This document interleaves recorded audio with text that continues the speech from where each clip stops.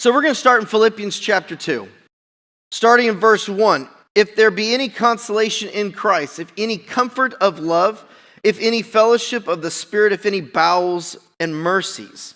So we're talking about an encouragement. If there be any encouragement, if there be any affection, the bowels of mercy, I found a definition that says the innate compassion and idea of being merciful and kind to others from the heart.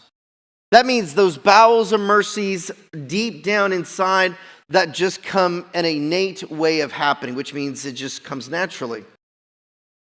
Fellowship is a deep spiritual unity. So here in the first verse, we're talking about there be any exhortation, if there be any encouragement, if there be any consolation, if there be any affection, let it be within a deep spiritual unity within those that you're with.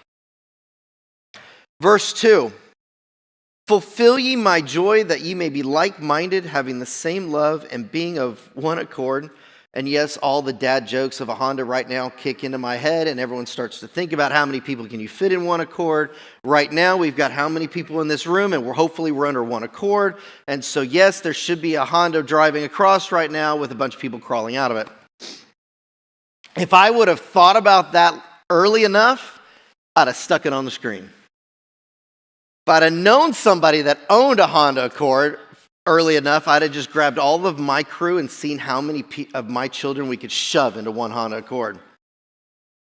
But being of one accord and one mind, so are we truly like-minded?